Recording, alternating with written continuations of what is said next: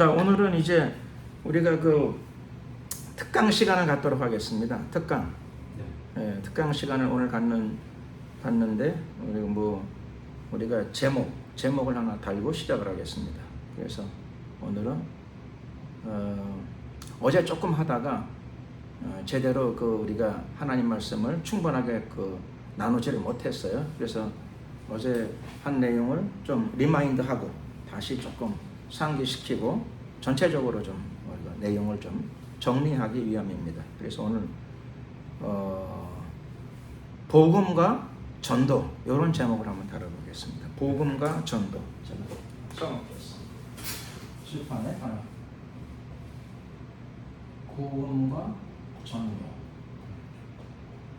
이렇게 한번 다뤄보겠습니다. 복음과 전도. 그래서 오늘 화면이 나와야 되지 않나요?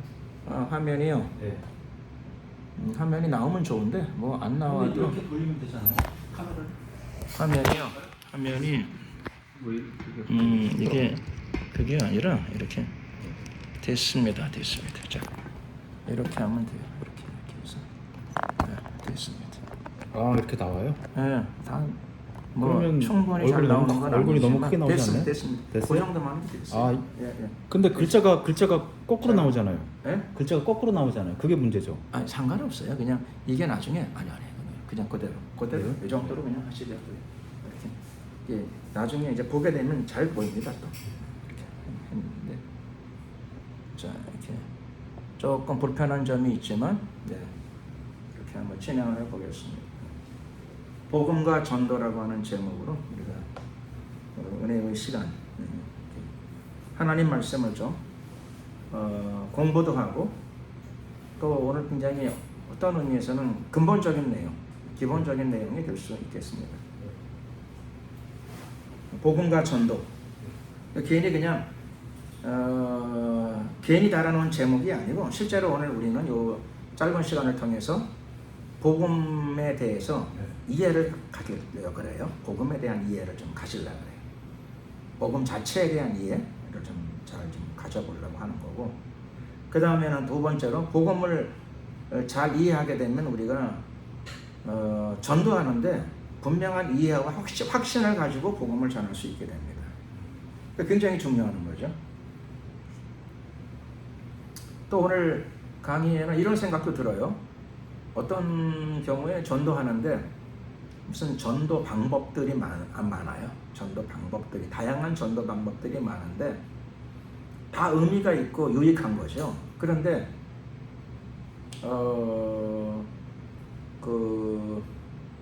이런 거 실제로 성경의 전도 방법은 무엇인가? 굉장히 본질적인 내용이죠. 본질적인 내용. 성경에서는 전도를 어떻게 했는가? 그걸 좀 우리가 이해해 보려고 해요. 그냥 이렇게 하면 좋더라, 저렇게 하면 좋더라. 그렇게 좋은 방법들이 많아요. 다 유익한 방법들이 많지만 오늘 우리는 이제 좀 근본적인 내용을 좀 파악을 해보려고 그래요. 성경에서는 전도를 어떻게 했는가? 이 내용이죠. 그러면 우리가 좀 신앙의 기초를 좀 다질 수 있겠죠. 복음과 전도에 있어서 신앙적인 기초, 근본을 좀 확실하게 다질 수 있겠다. 이렇게 했으면 좋겠다. 다만 아쉬운 점은 시간이 짧아요. 시간이 짧아서 충분한 설명을 좀 다 잘 못 드린다. 충분한 설명을 다 못 드리는 부분이 있지만 앞으로 뭐 계속 이런 강의 또 하면 되죠. 자, 그러니까 오늘은 복음과 전도 이 내용으로 좀 하나님 말씀을 공부하는 시간, 그리고 공부만 할 뿐만 아니라 공부하고 기본적인 거를 분명히 잘 이해하고 파악하고 믿고 이렇게 하다 보게 되면 실천을 용이하게 할 수 있어요. 뭔가를 기본적으로 정확하게 알면, 근본적으로 정확하게 알게 되면 실천이 용이해진다. 실천이 중요하죠. 행함이 없는 믿음은 죽음이니까 실천이 굉장히 중요해요. 그래서 실천이 잘 안 되는 이유는 되게 보면 용기가 없어서 그렇게 말할 수도 있지만 사실은 내가 전해야 될 말을 정확하게 잘 파악을 못했기 때문에 그럴 수도 있어요. 내가 무엇을 전해야 되는가 여기에 대해서 명백한 확신, 그게 적어서 그럴 수도 있어요. 자, 그래서 이런 문제들을 좀 보완하기 위해서 오늘 제목을 우리가 복음과 전도 이렇게 달고 실제로 복음 자체에 대해서 좀 정확한 이해를 가져보려고 합니다. 그리고 전도에 대해서도 전도에 대해서 방법이 많지만 우리는 오늘 성경에서는 실제 전도를 어떻게 했는가 이 내용을 좀 파악해 보고자 합니다. 자, 그래서 우리가 어디를 보느냐? 마가복음 1장 내용을 보겠습니다. 마가복음 1장 1절 같이 한번 읽어보겠습니다. 마가복음 1장 1절. 자, 준비하시고 시작. 하나님의 아들 예수 그리스도 복음의 시작이라. 그래서 우선 마가복음은 누가 썼는가? 마가가 썼어요. 근데 마가복음을 왜 썼는가? 이것도 이해해야 되겠죠. 기본적으로. 기본적인 이해. 마가복음을 왜 썼을까요? 예수 그리스도의 복음을 전하기 위해서. 마가복음을 왜 썼는가 하면 마가라고 하는 사람이 복음을 전하기 위해서 쓴 책이라. 쓴 편지다. 이렇게 이해하는 게 가장 자연스러운 이해입니다. 마가복음은 왜 썼다고요? 복음을 전하기 위해서. 마가가 복음을 전하기 위해서 썼다. 근데 재미나는 건 우리가 마가복음을 이해하는데 마가복음의 핵심적인 내용 혹은 결론이라고 할 수 있는 내용이 참 재미나는 게 맨 처음에 나와 버렸어요. 핵심과 결론을 보통 뒤에다 쓰는 경우가 많죠. 근데 문장에서 그렇게 쓰게 되면 그걸 미괄식이라 그래요. 근데 마가복음은 두괄식일 수 있어요. 두괄식. 그러니까 핵심과 결론을 앞에다 딱 제시를 하고 나머지는 거기에 대한 설명을 쭉 해놨어요. 설명. 가끔 그걸 그렇게 쓰는 경우가 많죠. 예를 들면은 인간은 착하다. 나는 인간이 착하다고 생각한다. 이렇게 결론을 내려놓고 그렇죠. 왜냐하면 하면서 글을 쭉 쓸 수 있어. 그렇죠. 그러니까 그건 결론이 앞에 있는 거죠. 그런 의미에서 마가복음은 두괄식이라 우리가 요즘 글 쓰는 방식으로 표현하게 되면 마가복음은 두괄식이다. 앞에다가 그를 딱 핵심과 결론을 딱 제시하고 제시를 다 해놨어요. 그래서 마가복음의 핵심과 결론이 뭘까요? 뭐긴 뭐예요? 복음이지. 아까 우리 얘기했잖아요. 그렇죠? 그냥 한 얘기가 아니라 마가복음은 마가가 썼는데 왜 썼느냐고? 왜 썼다고요? 마가가 복음을 전하기 위해서 썼어요. 그럼 여기 제일 중요한 게 뭐죠? 예수 그리스도. 제일 중요한 건 복음이지. 마가가 복음을 전하기 위해서 썼으니까 제일 중요한 건 복음이지 당연히. 복음. 그래서 복음이 무엇인가를 정확하게 처음에 제시를 해요. 자, 우리 다 함께 그렇죠. 복음이 무엇인가? 어떤 사람의 주장이 아니고 성경에서 복음을 이렇게 명확하게 딱 제시하는 구절이 거의 아주 찾기가 힘든데 여기 아주 정확하게 제시되어 있어요. 우리 읽었죠? 여기 마가복음 1장 1절에 복음이 딱 등장하는데 복음이 뭔가 했더니 하나님의 아들 예수 그리스도 그리고 이게 복음이랍니다. 하나님의 아들 예수 그리스도 이게 복음인데 이게 결론이고 이게 핵심인데 이제부터 나는 마가복음이라는 책을 쓰면서 이게 왜 이 결론을 가질 수밖에 없는가에 대해서 내가 길고 긴 설명을 하겠다고. 그래서 마가복음을 설명을 시작하고 있는 거예요. 시작하고 있어요. 자, 그래서 우리는 마가복음을 통해서 마가가 복음을 우리에게 어떻게 설명하고 있는가, 어떻게 전하고 있는가라고 하는 걸 알 수 있어요. 누구의 입장이 아니고 마가복음의 입장이에요. 여기 보면 복음이 뭐냐? 하나님의 아들 예수 그리스도. 그리고 이게 복음인데 자, 이게 무슨 뜻인가 좀 설명해 보겠습니다. 이게 무슨 뜻인가?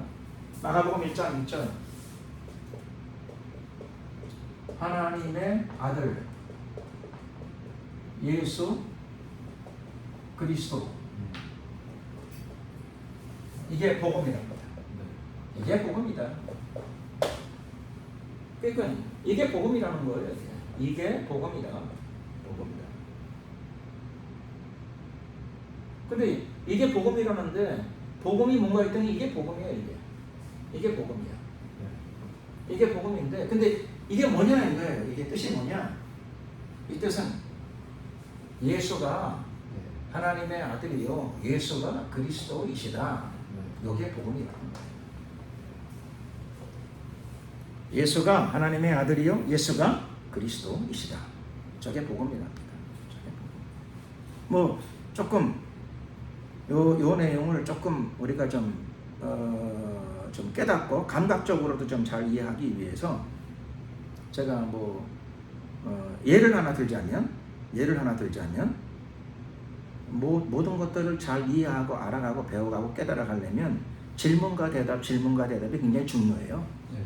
질문하고 대답을 받고 이런 게 굉장히 중요해요. 그래야 더 많은 걸 알아갈 수 있고 깊이 있게 배워갈 수 있겠죠. 그래서 질문도 그렇죠 맞게 적절하게 잘해야 돼요. 그 대답도 거기에 맞게 적절한 대답이 나오게 되면 서로 간에 발전이 있어요. 발전. 자, 질문. 내가 질문을 하나 할게요.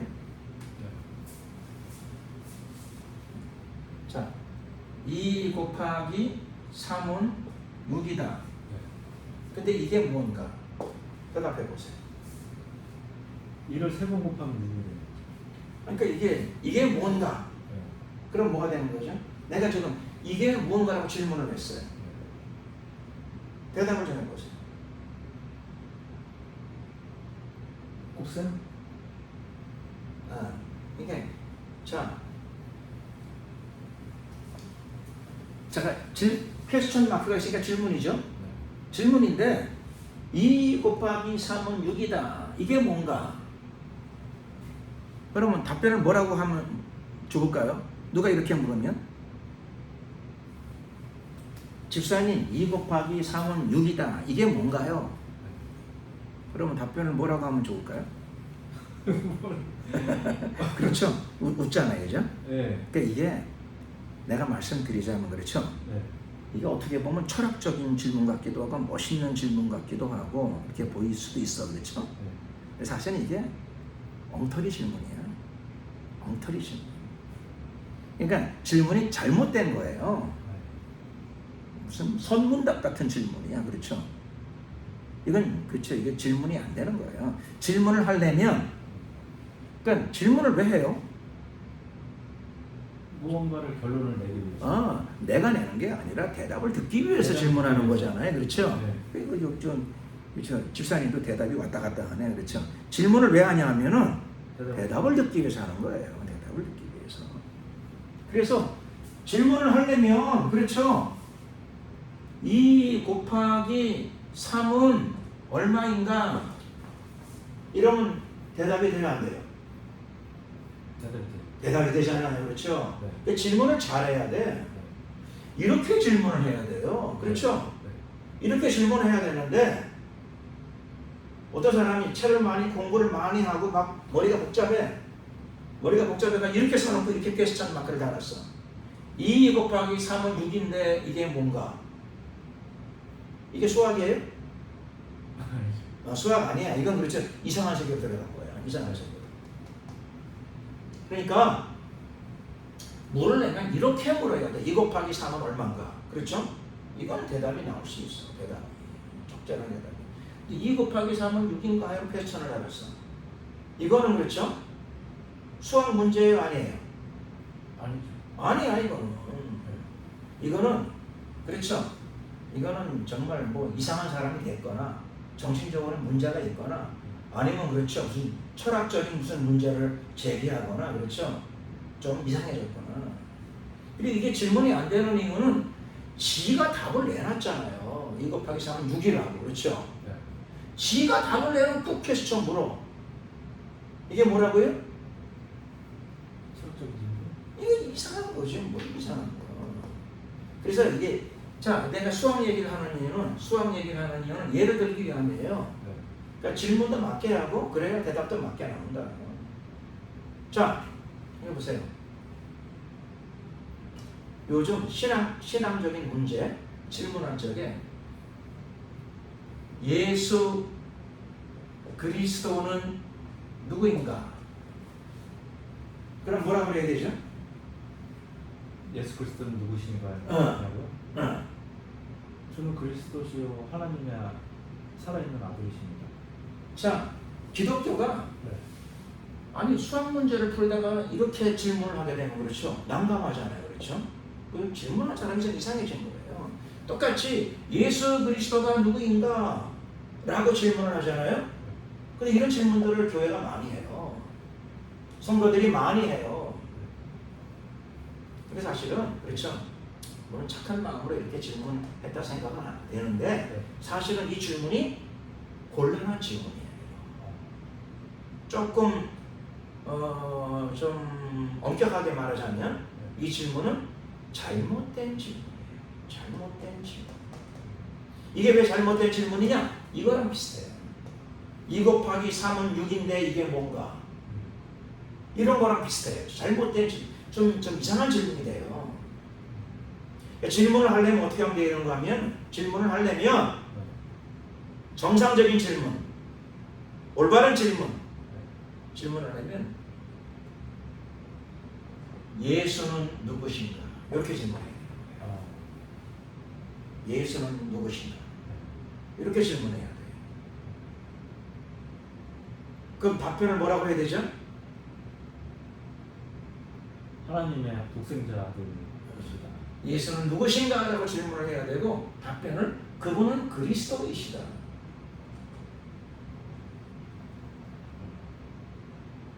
이게 성경이에요. 그리고 이게 놀라운 사건이에요. 이게 놀라운 질문이고 놀라운 대답이에요. 자, 여기 설명할 게 많지만 오늘 시간이 짧아서 제가 많은 설명을 좀 생략을 하겠습니다. 생략.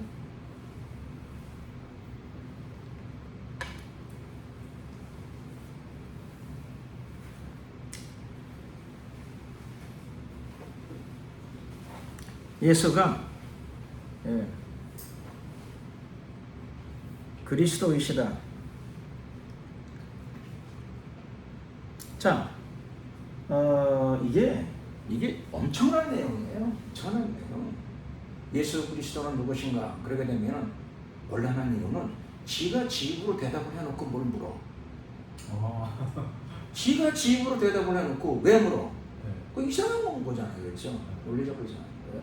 성경의 가르침은, 성경 전체의 가르침은 뭐냐면은 우리가 오늘 성경 전체를 파악해보게 되면 성경 전체를 파악하게 되면 성경 전체는 예수가 그리스도이시다예요. 이게 성경의 주제예요. 공부를 많이 해서 성경을 많이 읽어서 그런 결론에 도달하든가 아니면 정말 성령의 감동 가운데 그런 감동을 받아서 이렇게 얘기하든가.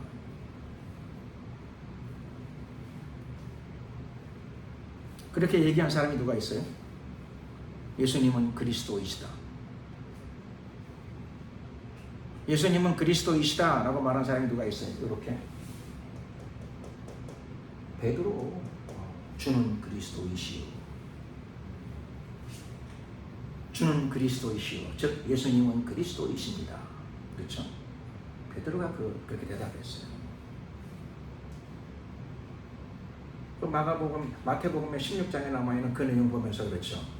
예수님은 그리스도이십니다. 집사님은 그렇게 못하겠어요? 할 수 있죠. 할 수 있죠. 그렇죠? 네. 교회 나온 사람들은 다 그렇게 예수 그리스도, 예수 그리스도, 예수 그리스도. 근데 베드로도 그렇게 얘기했어. 예수님은 그리스도이십니다. 그랬더니 예수님이 뭐라 그러셨다고요? 이렇게 대답했다고요. 예수님은 질문을 어떻게 했죠? 마태복음 16장 보면 예수님이 내가 누구냐 이렇게 물었어요. 내가 누구냐 이렇게 물었어요. 나 예수가 누구냐 이렇게 물었더니 베드로가 당신은 그리스도이십니다. 주는 그리스도시요 살아계신 하나님의 아들입니다. 당신 그리스도이시지요. 베드로가 속으로 큰 축복과 칭찬받기를 원했을까요? 베드로만 알죠. 별로 생각 안 했을 거예요. 왜 그러면 다 21세기 교회 다니는 사람들이 다 입에 달렸어. 붙었어. 예수 그리스도, 예수 그리스도, 예수 그리스도. 이래 붙은 말인데 안 그렇게 말하는 사람이 어디 있어. 거듭났던 안 거듭났던 교회를 들락날락 거리는 사람들은 다 예수 그리스도, 예수 그리스도 다 얘기하는 거 뭐. 베드로도 예수님은 그리스도이시죠. 칭찬받기를 기대했을까요? 축복받기를 기대했을까요? 근데 예수님은 베드로가 3년을 따라다닌 베드로가 예수 그리스도 그랬어. 예수님은 크게 축복하셨을까요? 놀라운 건 크게 축복하셨다는 거예요. 바요나 시몬아 내가 복이 있도다. 내가 누구냐 그랬을 적에 당신은 그리스도이시죠. 그것을 알게 하신 이는 인간이 아니고 하늘에 계신 하나님이 너희의 그것을 알게 하셨다. 베드로가 기뻐했을까요? 이 생각에 별로 안 기뻐했을 것 같아요. 왜냐하면 아니 예수가 그리스도인 건 예수님 물었으니까 내가 대답한 거지. 무슨 하나님이 나에게 알게 하셔. 하늘에서 무슨 뭘 알게 하셔. 예수님이 물었으니까 내가 대답한 건데. 근데 예수님은 그렇죠. 베드로의 생각과 관계없이 바요나 시몬아 너는 복이 있다. 그것을 너에게 알게 하신 분. 이런 대답을 예수님이 그리스도라고 그 대답을 하게 하신 분은 네가 아니요 사람이 아니요 하늘에 계신 하나님이 너에게 그것을 알게 하셨다. 무슨 하나님이 알게 하셔? 내가 대답한 건데. 베드로가 그렇게 생각했을지 몰라요. 근데 예수님이 그걸로 끝나지 않고 너는 베드로라. 내가 이 반석 위에 내 교회를 세우리니 음부의 권세가 이기지 못하리라. 세상에 있는 모든 정상적인 교회들은 그날 베드로의 고백. 베드로의 고백의 내용이 뭐죠? 뭐긴 뭐예요? 예수 그리스도지. 베드로만 그렇게 고백해요? 아니야. 세브센 모든 그리스도인들이 다 예수 그리스도 해요. 뭐 별난 것도 아닌 것 같잖아요. 근데 저게 별난 게 아니고 저게 성경 전부예요. 저게 성경의 핵심이고 결론이고 성경 전부예요. 오늘 마가복음 1장 1절 복음이 뭐냐 하는데 마가도 그러잖아요. 예수가 하나님의 아들이고 예수가 그리스도이시다. 이게 복음이라고 그러잖아요. 이게 엄청난 사건이에요. 이게 어마어마한 사건이에요.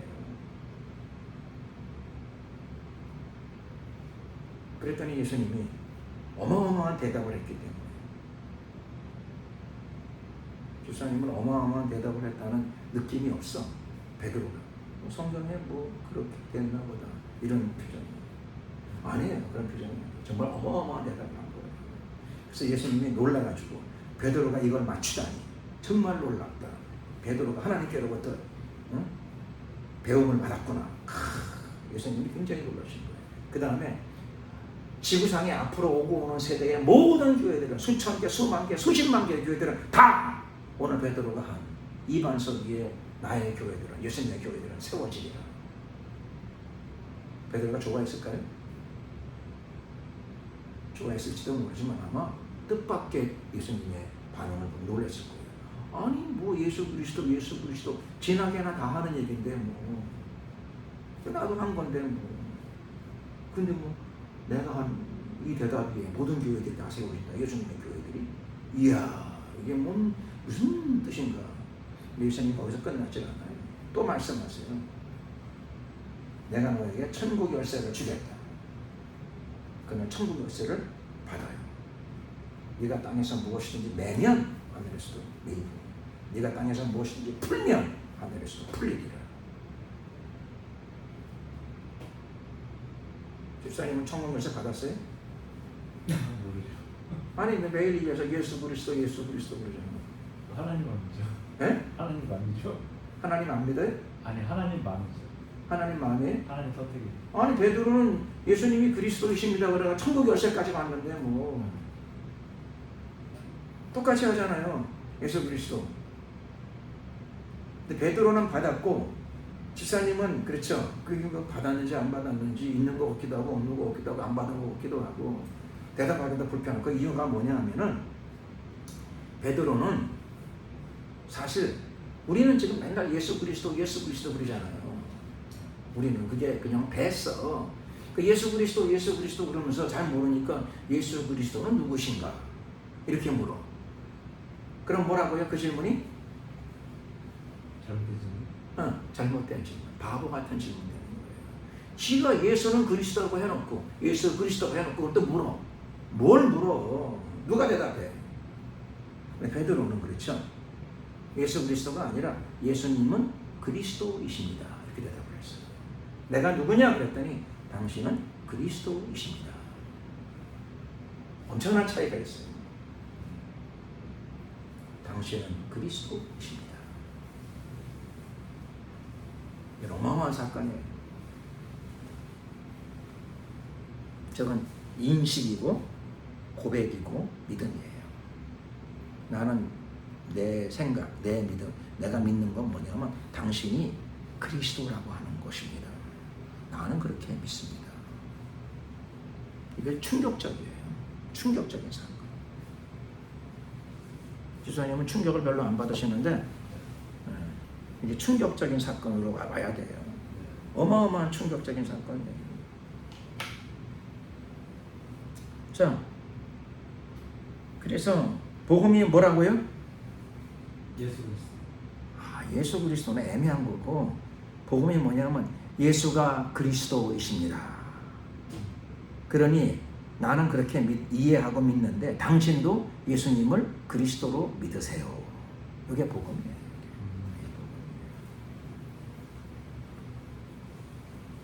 예수 그리스도가 누구신가 그러면 대답이 안 나와요. 지가 대답을 해놓고 물어가지고. 그러니까 예수님은 누구신가? 예수님처럼 내가 누구냐? 혹은 예수님이 누구신가? 이런 질문에 대해서 그거는 그리스도이십니다. 당신은 그리스도이십니다. 그 대답은 예수님에게만 해당되는 대답이에요. 예수님에 대해서만. 다른 사람은 그리스도가 될 수 없어요.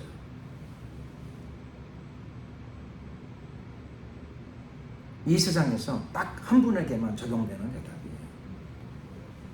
예수님이 누구시죠? 예수님이 누구냐 하면 목수집의 큰아들이에요. 그리고 나사렛의 주민등록을 가지고 계시는 분이에요. 목수는 뭐 지금도 목수는 그렇죠. 목수는 큰 부자는 아니에요. 대부분 어디나. 과거에도 그랬어. 나사렛 촌동네의 목수집에 아들이 몇 명 있었는데 큰 아들. 근데 그분을 가리켜서 그리스도로 고백하는 거예요. 이해가 되십니까? 네. 예. 나사렛 촌동네의 목수집의 아들을 향해서 당신은 하나님의 아들이요 그리스도이십니다. 이 고백을 하는 거예요. 자연스러운 고백이에요? 네. 뭘 자연스럽기는. 지사님은 어디 길 가다가 목수집 큰아들 보고 당신은 하나님의 아들이요 그리스도이신 할 수 있어요? 아니, 할 수는 있겠지. 할 수는 있지만 해요, 안 해요? 안 하죠. 남들이 있는데 그런 고백하게 되면 어떻게 되죠? 어떻게 될까요? 이상하지. 뭐 이단이지 뭘 이단. 예? 이단이야. 지금은 이단 안 죽이잖아요. 근데 그때는 그렇죠. 신성모독 그래가지고 죽여요. 예수님이 왜 돌아가셨어요? 하나님 아들이라고 그랬다. 그 대제사장이 예수님께 물었어요. 겟세마네 동산에서 기도할 때 체포해가지고 와서 물었어요. 체포해서 와서 네가 그리스도냐? 물었어요. 그때 예수님이 대답을 뭐라고 하셨죠? 네가 그리스도냐? 대제사장이 물었어요. 네, 그렇다고 대답. 예수님이 그렇죠. 네가 네 입으로 말했구나. 네 말이 맞다 그 말이에요. 그것 때문에 예수님이 죽으시는 거예요.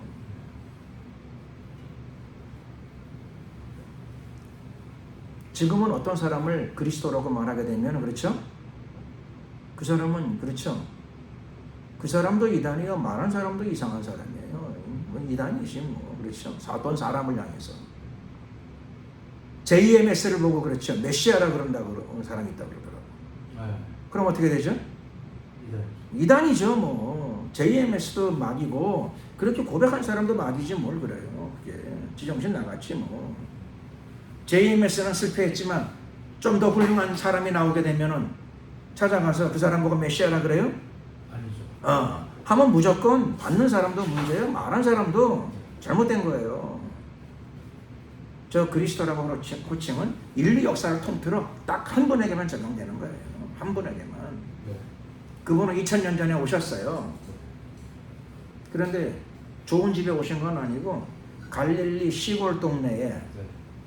시골 동네 조그마한 동네 목수집에 그렇죠? 네. 큰아들로 오셨어. 예수님은 공부를 얼마큼 하셨어요? 초등학교도 안 나오셨어. 그러니까는 형식적으로는 JMS랑 비슷하네. 내가 알기로 JMS도 초등학교밖에 안 나왔다나? 그래도 JMS는 예수님보다 공부 많이 했네. 초등학교라도 나왔으니까. 예수님은 초등학교도 안 나오셨어.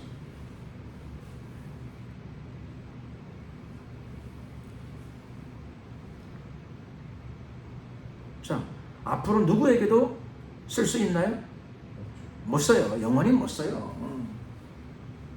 2000년 전에 딱 한 번 쓰는 거예요. 그리고 그분이 다시 오셔. 그분이 다시 오시는 거예요. 그분이 구름 타고 오시죠? 네. 예. 예수님이 승천할 때 어떻게 승천하셨죠? 영적으로 승천하셨나요? 그대로 올라가죠. 영으로 승천한 게 아니에요. 부활하신 육, 신령한 육, 그걸로 승천하셨고, 내려오실 적에도 육체로 가셨으니까, 그렇죠. 육체로 오시는 거예요. 성경에 사도행전에 나와 있는 대로 하늘 가심을 본 그대로 오시리라. 하늘 가심을 본 그대로 오시리라. 이게 성경의 가르침이에요. 네. 자, 그래서 오늘 그건 그렇고 성경에 복음 우리가 복음을 공부한다 그랬죠? 네. 복음이 뭐라고요? 예수님은 그리스도시다. 예수님 당신은 그리스도이십니다. 이게 복음이에요. 다만 문제가 하나 남았는데 뭐죠? 문제. 무슨 문제가 남았어요?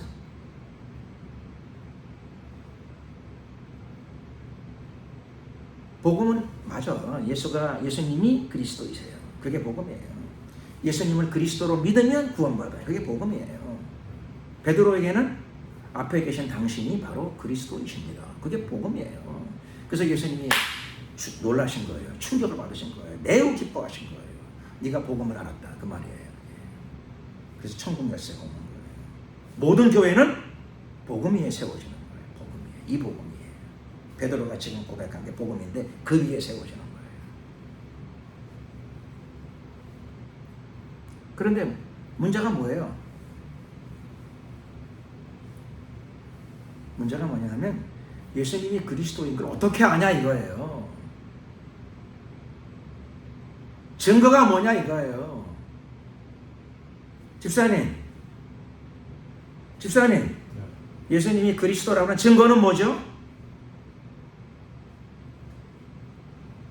그 내용이 복음 맞아. 예수님이 그리스도이십니다. 비록 갈릴리 촌동네 나사렛에 갈릴리에 그 안에 있는 동네들이 많은데 그중 촌동네야. 가장 작은 촌동네 중에 하나. 거기서도 목수집이야. 대골집이 아니고 대감님집이 아니고 목수집의 아들이야. 큰아들이야. 근데 그분에게 가가지고 당신은 메시아이십니다. 그리스도이십니다. 그게 복음 맞아요. 그런데 그 증거가 뭐예요? 대답하세요. 예? 부활하셨다. 아멘. 부활이 증거예요. 그게 복음이라고 하는 증거는 뭐냐? 예수님이 그리스도라고 하는 것에 대한 증거가 뭐냐? 예수님은 부활을 통해서 증명하셨어요. 사람은 살 수 있어요? 죽었다가? 못 살아요. 성경에 사람이 한 번 죽는 것은 정하신 것이요 그 후에는 심판이 있으리라. 사람이 한 번 죽는 것은 정한 거예요. 누가 정했어요? 종을 주고. 하나님이 정하신 거예요. 하나님이 정하셨어. 그러니까 한 번 죽으면 그만이에요. 그리고 심판으로 들어가는 거예요. 그럼 하나님 말씀이면 이루어져야 돼요? 안 이루어져야 돼요? 이루어져요. 하나님 말씀이니까 이루어져야 되지. 사람이 한 번 죽는 것은 정한 것이요 그 후에는 뭐가 있다고요? 심판이 있으리라. 근데 예수님은 사람이니까 죽긴 죽었어. 그러면 심판을 받아야 되는데 부활하셨어. 그래서 예수님은 사람이지만 죽었으니까, 피 흘리고 죽었으니까 사람이지만 심판을 받아야 되는데 죽었으면 성경 말씀대로 사람이 한번 죽는 것은 정하신 것이요 그 후에는 심판이 있으리라. 죽었으면 심판을 받아야 되는데 예수님은 죽긴 죽었어. 사람이니까. 그런데 사람은 한번 죽는 것은 정한 것이요 그 후에는 심판이 있으리란데, 사람이니까 죽긴 죽었는데 사람이니까 심판받아야 되는데 부활하셨어. 그래서 그분은 사람이면서 그분은 유일한 하나님이시라는 거예요. 부활을 통해서, 죽음을 통해서 그분이 사람이라는 게 드러나서 피 흘리고 죽었으니까. 근데 부활을 통해서 그분이 하나님의 아들이라는 게 증명. 누구에게 증명되었죠? 믿음의 사람들에게? No. 모든 사람들에게. 안 믿는 사람들에게도, 예수님의 무덤을 지키고 있는 파수꾼들에게도 증명되신 거예요. 불신자들에게도 다 증명되셨어요. 증거가 명확한데요. 그분은 부활을 통해서. 그분의 부활은 영적인 부활? 영적인 부활이죠. 무슨 영적인 부활이에요? 아니에요. 영적인 부활 아니에요. 무슨 부활? 육체의 부활이에요. 육체의 부활. 그러니까 예수 안 믿는 의사들이 막 청정기를 들이대고 그렇죠.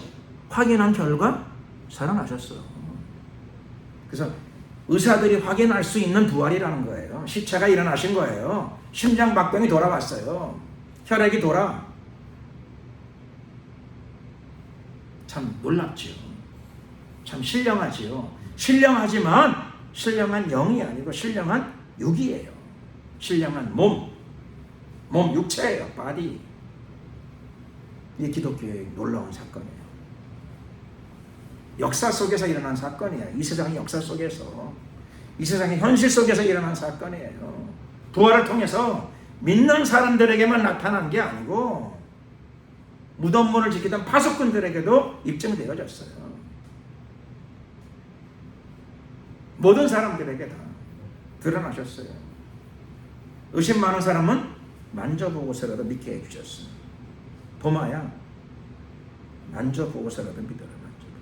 감각적 부활이에요. 생물학적 부활, 의학적 부활, 감각적 부활이에요. 부활은 체험이 아니에요. 실제 사건이에요. 사건. 믿음을 가지고 체험한 게 아니고 믿음이 있거나 없거나 부활하신 예수님이 다니시는 거예요.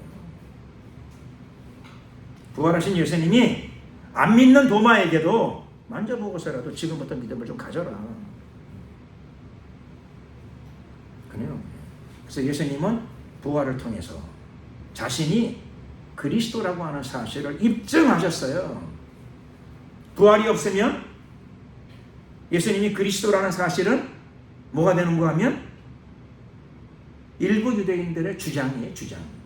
부활이 없으면 예수님이 그리스도라는 내용은 예수님의 주장이에요.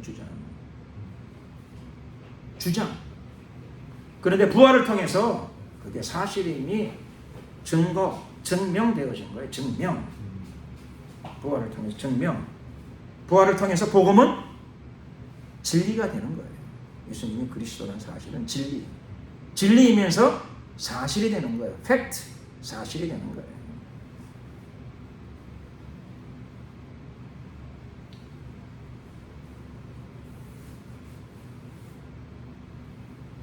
자, 뭐 드릴 말씀은 많지만 그렇죠. 오늘은 짧게 하기로 했으니까 짧게. 자, 그래서 만약 부활이 없었다면 기독교는 진리, 사실 그건 아니고 이제 종교 중에 하나로는 남았을 거예요. 4대 종교 중에 하나로는 여전히 남았을 거예요.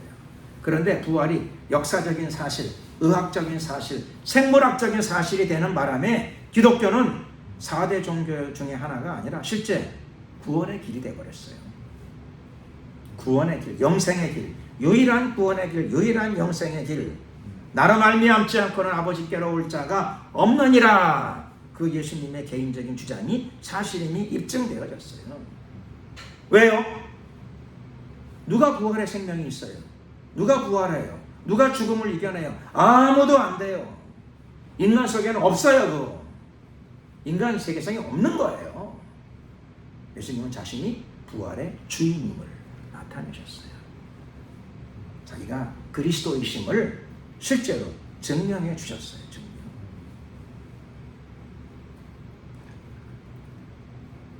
어디에 그게 나와요?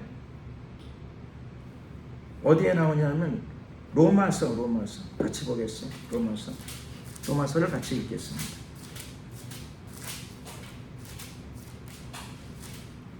로마서 1장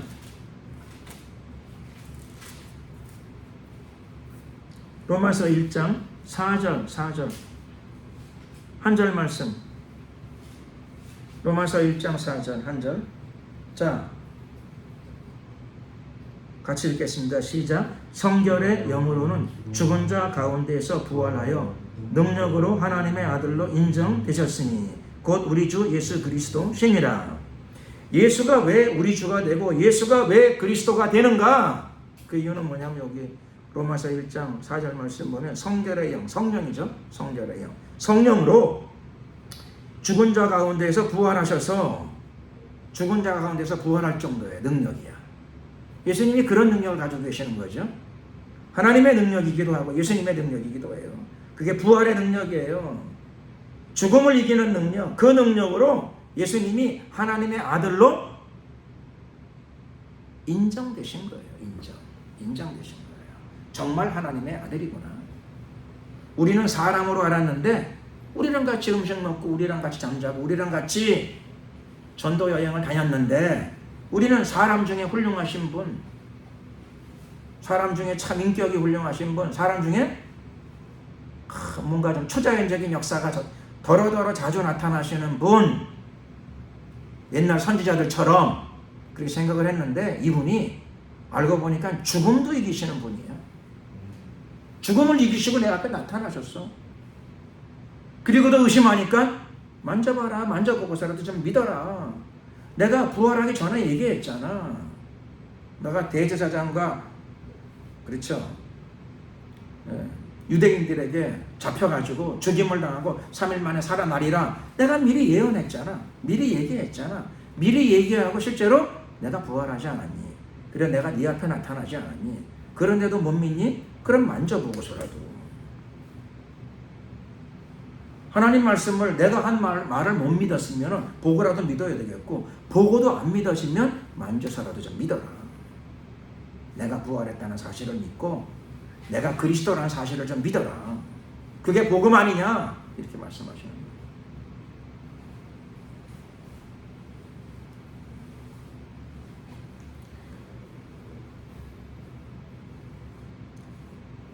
감사와 감격이 넘쳐나야 될 줄로 믿습니다. 네. 중요한 내용이에요. 우리가 지금 복음이 무엇인가를 이해하고 있잖아요.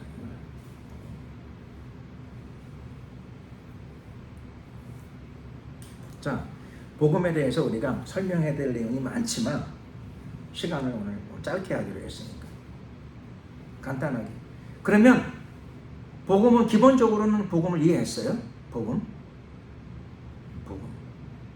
그러면 성경에서 전도는 어떻게 했는가? 네. 그걸 좀 살펴보세요. 성경에서 집사님 전도하시잖아요, 그죠? 네. 감사해요. 근데 원래 성경에서는 전도를 어떻게 했을까요?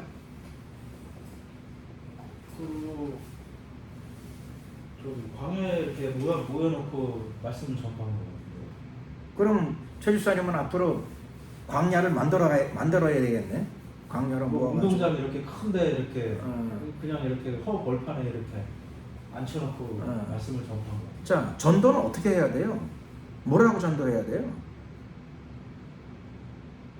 예수 그리스도를 믿어야 구원을 받는다. 또 무슨 예수 그리스도를 믿어요? 어떻게 하면 전도하면 되죠? 예수 그리스도를 믿는다. 물론 뭐 그렇게 보통 많이 하죠. 그런데 성경에는 뭐라고 되어 있는가? 네. 저는 오늘 사실 이 대화를 나누고 건강 공부를 해가지고 사실 성공을 좀 못하고 있어요. 예수 그리스도를 믿는다고 하는 바람에 내가 설성공을 못한 거예요. 자, 성경에 뭐라고 전도해 놓은가 하면 사도행전 5장을 보겠습니다. 사도행전 5장. 사도행전 5장. 5장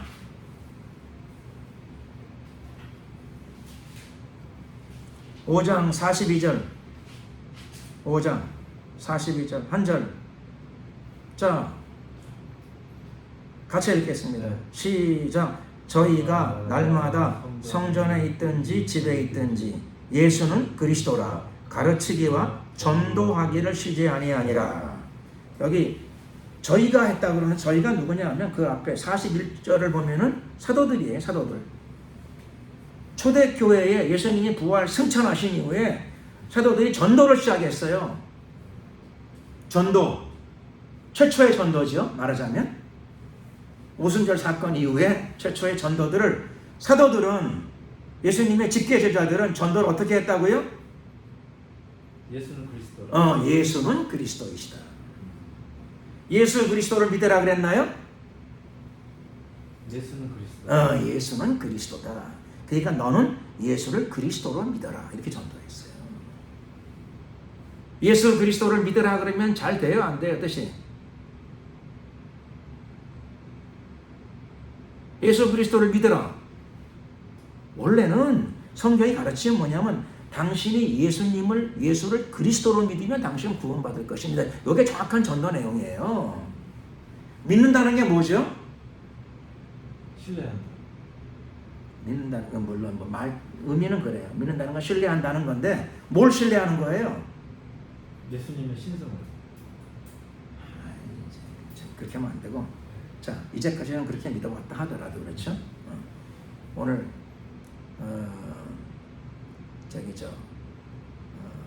뭘 믿느냐 하면은 그렇죠. 믿는다는 게 뭐냐면 교회에서 기독교 안에서 믿는다는 말이 뭐냐 하면은 예수 그리스도를 믿는다 그렇게 하지 말고 그렇죠.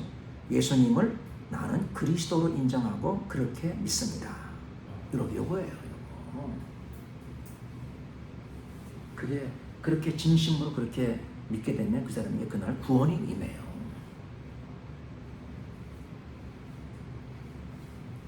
이게 심각한 내용이에요. 그런데 사람들이 심각한 줄은 모르고 예수 그리스도를 믿는데 예수 그리스도를 뭐 어떻게 믿는다는 거예요? 예수 그리스도를 어떻게 믿는다는 거예요? 주 예수를 믿으라 그러면 너가 대신 구원 얻으리라 그러잖아요. 예수 그리스도를 믿으라 되어 있어요? 아니 성경에 주 예수를 믿으라. 주 예수를 믿으라. 네. 그게 주 예수를 믿으라는 말이 뭐냐면은 예수님 믿으세요 그게 잘못됐다는 말씀이신 거예요 지금? 그렇게 말할 수 있는데 성경의 의미는 예수를 믿으라는 말이 예수님을 그리스도로 믿으라는 뜻이에요. 그 뜻이라는 거예요. 예수를 믿으라. 그렇지, 예수님이 나사렛 출신인 것을 믿습니다. 좋은 분인 걸 믿습니다. 나도 고향이 나사렛인데 어릴 때 같이 자랐지요. 이웃집에서. 믿습니다. 그럼 구원 받아요? 예수 믿어서 구원 받는 거 아니에요. 그 나사렛에 안 태어나고 나사렛과 관계가 없고 일생 단 한 번 처음 만났지만 처음 만난 그분을 나의 그리스도로 믿으면 구원 돼요, 안 돼요? 구원이 돼요. 구원이 된다고. 그러니까 믿으란 말이 뭐냐면 예수를 믿으란 말은 예수님을 그리스도로 믿으라. 그게 그 뜻이에요. 그리스도로 믿으라.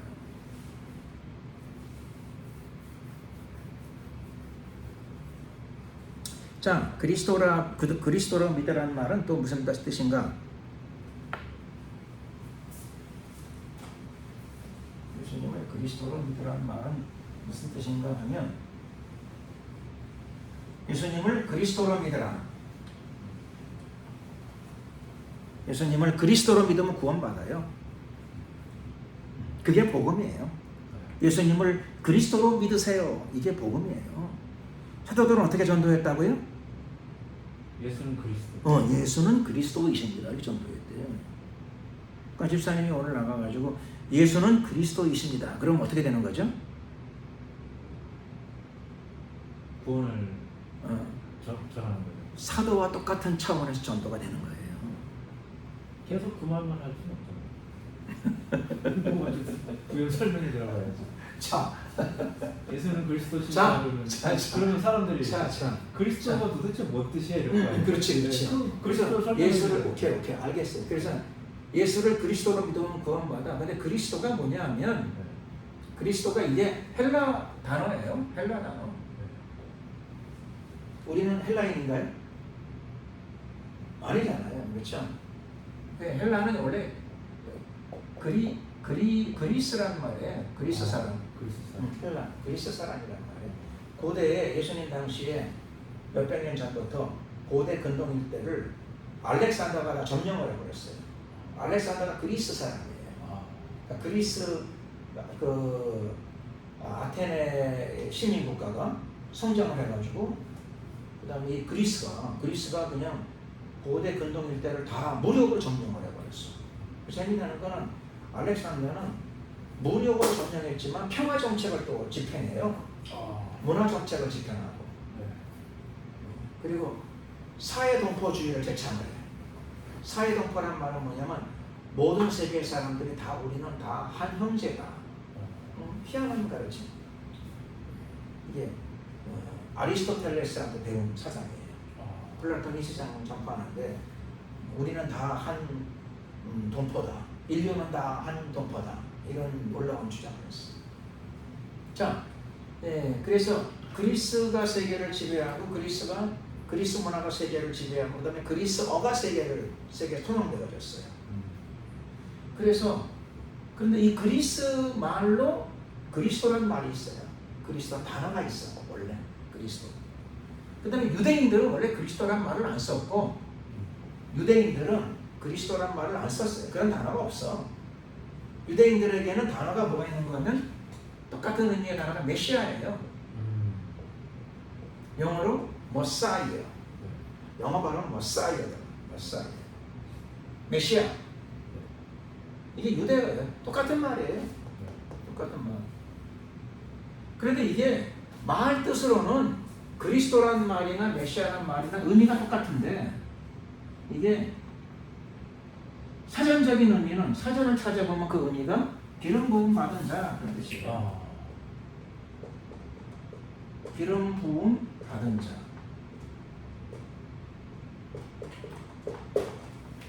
한국말에는 이런 게 있어. 한국말로 번역하면 뭐가 될까요? 그리스도요? 메시아. 두 개는 완전히 같아. 구원자? 아니, 의미가 기름 부음 받은 자 그런 뜻이에요. 이게. 기름 부음 받은 자. 근데 한국말로는 번역이 안 돼, 잘. 왜냐면 우리는 말을 만들면 이렇게 기름 부음 받은 자라는 말을 만들 수는 있는데 이게 정확한 뜻인데 근데 우리는 이런 말 쓰나요? 잘 안 쓰죠. 우리 말에는 이런 게 없어. 이스라엘 사람들은 중요한 직책의 사람을 임명할 적에 기름을 부어서 임명을 해요. 그들의 문화예요, 이게. 구약시대 때부터. 왕을 임명할 적에 기름을 부어서 왕을 임명해요.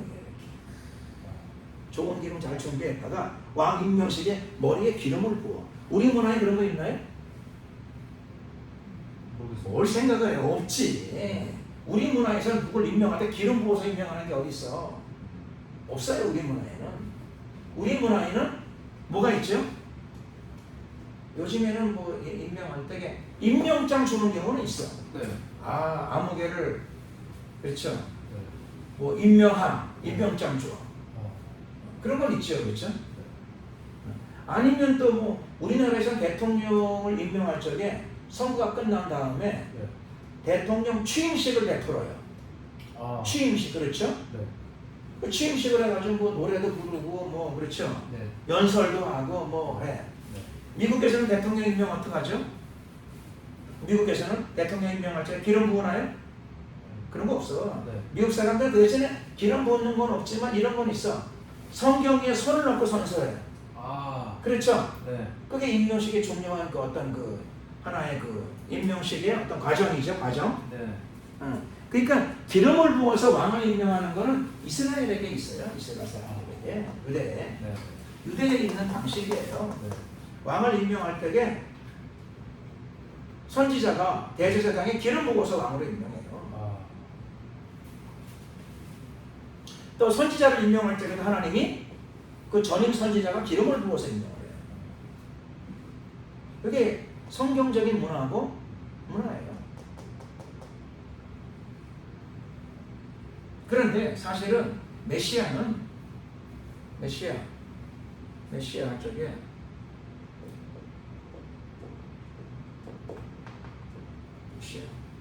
메시아 쪽에 그렇죠.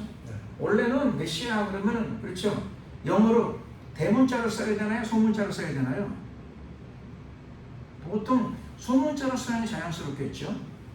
그렇죠.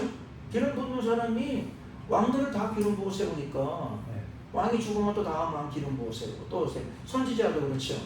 엘리사가 죽으면 엘리야가 죽으면 엘리사에게 기름 부어 세우고 엘리사가 죽으면 다음 선지자들에게.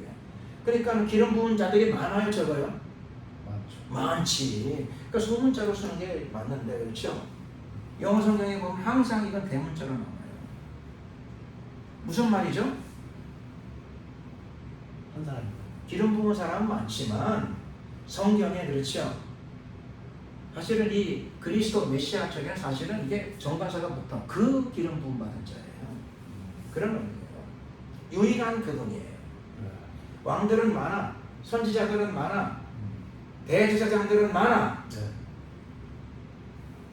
대제사장이 죽으면 하나밖에 없지만 죽으면 다음 대제사장 기름 부어가지고 또 세우면 되잖아요. 그러니까 대제사장은 그렇죠. 한 명이던가 소수지만 그렇죠. 보통 한 명인데 역대를 따지게 되면 죽은 다음에 또 세우고 죽은 다음에 또 세웠으니까 기름 부어서 많아요, 적어요? 많지. 그러니까 인간 세상에서 기름 부음 받은 자는 많은데 그렇죠. 성경에 나타난 그 기름 부음 받은 자가 온다는 거예요. 그 기름 부음 받은 자, 그분이 오신다는 거예요. 어디에 나오죠? 그게 성경에 나오는데 좀 정확히 말씀드리면 그분이 오신다. 그 기름 부음 받은 자가 오신다. 그게 구약에 나와요. 이 구약의 주제예요. 그 기름 부음 받은 자가 오신다. 그 기름 부음 받은 자가 누구한테 기름 부음 받았어요?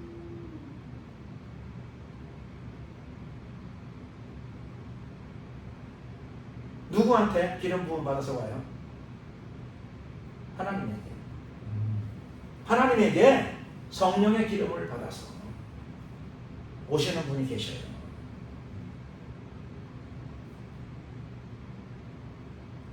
메시아가 이 땅에 오셔서 그리스도 메시아께서 이 땅에 오셔서 세례 요한한테 물 세례를 받았어요. 그랬더니 하늘 문이 열리고 하늘에서부터 성령이 비둘기 같은 형상으로 내려오셨어요. 성령의 기름 부으신 예수님에게 한 거죠. 그래서 기름 부음 받은 자예요, 예수님. 그리고 그분밖에 없어. 그 기름 부음 받은 자.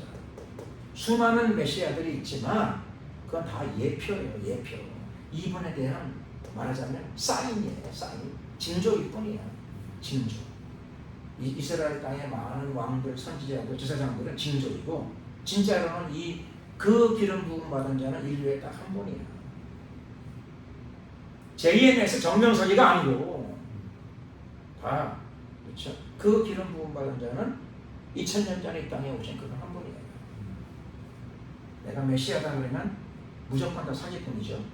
그런 사기꾼이죠. 사기꾼이에요. 영분별 해야 돼요? 아예 하면 안 돼요. 사기꾼이라니까.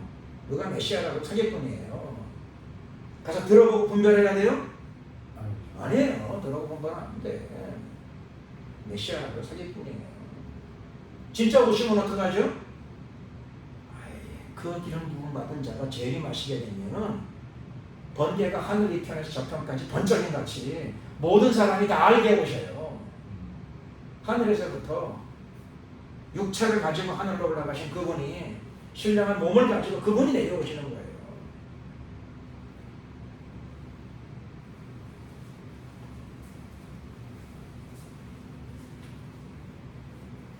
자, 그래서 우리말로 뭐 구태여 번역하자면 그렇죠. 메시아는 유대 말이고 그리스도는 헬라 말이니까 우리말로 구태여 번역하자면 그 기름 부음 받은 자인데, 부음 받은 자. 근데 이게 우리 문화에 잘 맞는 단어가 아니에요. 이게 우리 문화에 잘 맞는 표현이 아니야. 우리 말로 번역하면 이렇게 하는데, 근데 우리는 기름을 붓질 않으니까. 그래서 우리 말에 그나마 그래도 의미를 살려서 번역하면 구세주가 되는 거예요. 구세주. 혹은 유일한 구세주. 구세주. 혹은 구원자.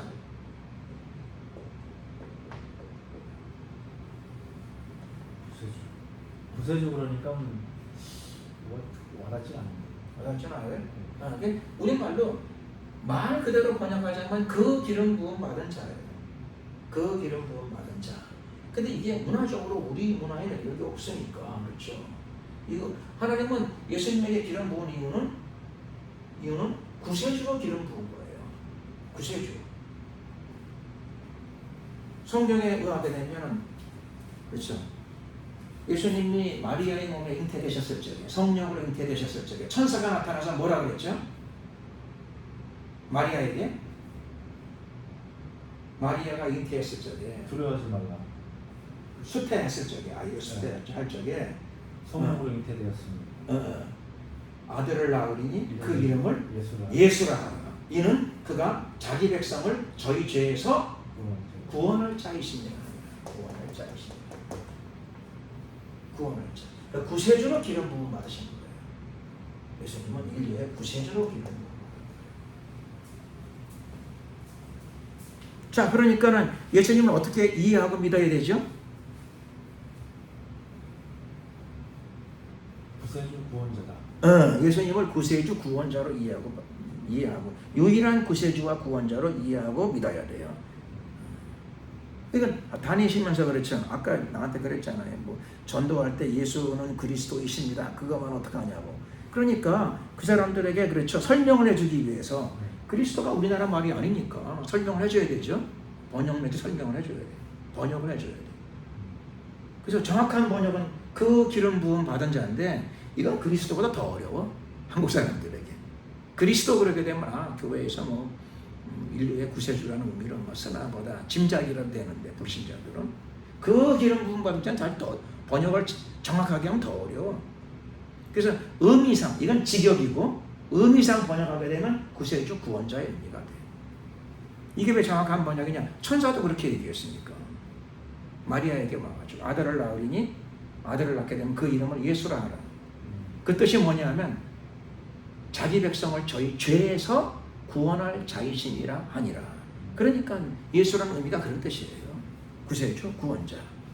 그래서 예수님은 구세주 구원자로서 세례 요한한테 물세례 받았고 실제로 하늘에서 성령의 기름 부으심이 임해서 기름 부음을 받았어요. 기름 부으심을 우리도 성령 받죠. 우리는 그리스도로 성령 받으면 마귀가 되는 거예요. 우리가 우리는 그렇죠. 예수님에 속한 사람으로서 예수님을 믿는 그리스도인의 한 사람으로서 그리스도의 영을 받는 거예요.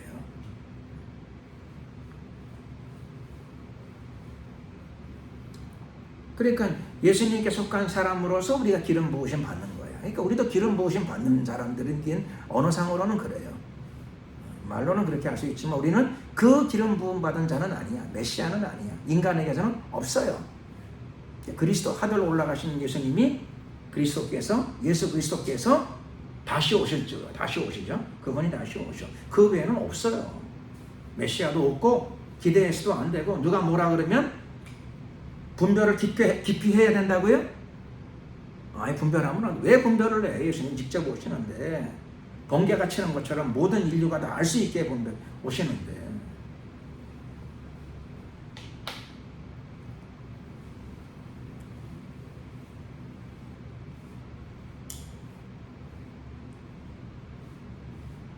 자, 복음을 어떻게 전해야 된다고요? 예수는 그리스도다. 예수는 그리스도다. 그러면 그리스도가 뭔가요? 물으면 어떻게 해요? 기름 부음을 자시고 구세주시는 구원자이시다. 말 뜻은 기름 부음 받은 그 기름 부음 받은 자 그런 뜻인데 말 뜻은 그렇지만은 의미는 구원자라는 뜻입니다. 구원. 그러면 또 누가 질문할 적에 그분이 구원자인 걸 당신은 어떻게 알아요? 부활하셨다. 부활을 통해서 입증하셨습니다. 이렇게. 부활을 통해서 입증하셨습니다. 그래서 기독교는 4대 종교의 하나가 아니고 진리 자체, 그리고 사실 자체입니다. 부활은 사실이에요. 영적인 의미도 있지만은 실제로 시체가 일어나셨어요. 인간에게는 할 수 없는 일이 벌어진 거예요. 그분이 그리스도이시기 때문이지요.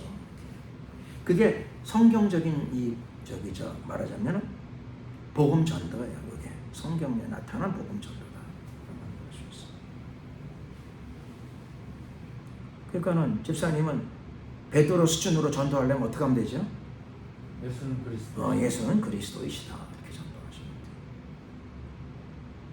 그러면 베드로가 같은 수준으로 전도를 하시는 거예요. 전도의 수준은 베드로와 같은 표현이죠.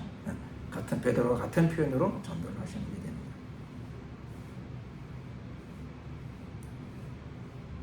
그래서 그 사람이, 다른 사람들이 그 복음을 듣고 그 복음을 믿으면 어떤 일이 벌어져요? 구원이 임하는 거예요. 그렇게 믿으면 구원이 임해요. 그리고 또 하나, 오늘 마지막으로 하나 더 나누고 싶은 이야기가 있어요.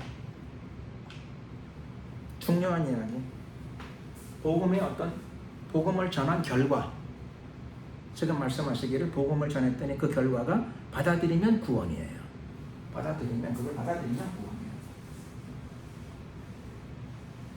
그래서 구원만 오느냐? 구원이 제일 중요하죠. 그래서 성경에는 복음의 결과에 대해서 참 놀라운 이야기를 하나 우리에게 하고 있습니다. 어디에요? 마가복음 1장. 마가복음 1장 15절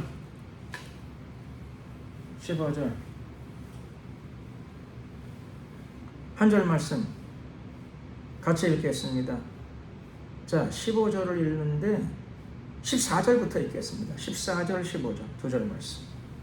마가복음 1장 14, 15절 시작. 요한이 잡힌 후 예수께서 갈릴리에 오셔서 하나님의 복음을 전파하여 가라사대 때가 찼고 하나님 나라가 가까웠으니 회개하고 복음을 믿으라 하시더라. 자, 요한이 잡힌 후에, 세례 요한이 잡혔어요. 잡힌 후에 얼마 있다가 목이 잘리죠. 세례 요한은. 근데 예수님은 요한이 잡힌 후에 다시 갈릴리로 돌아오셨어. 자신이 자라났던 곳, 나사렛이 있는 곳, 갈릴리로 돌아오셔서 이제 처음 복음을 전파하셨어요. 처음으로 복음을 전파하기 시작하셨어요. 예수님께서 복음을 전파하셨어요.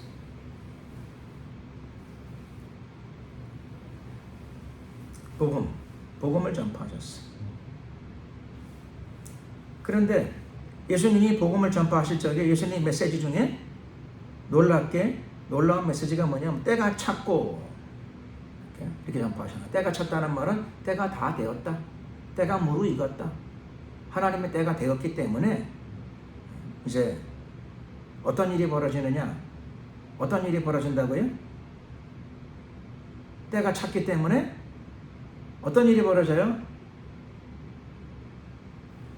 때가 찼기 때문에 어떤 일이 벌어지는가 하면 믿거나 말거나 하나님의 나라가 가까웠으니. 하나님의 나라가 우리가 가는 거예요? 하나님의 나라가 가까이 오는 거예요?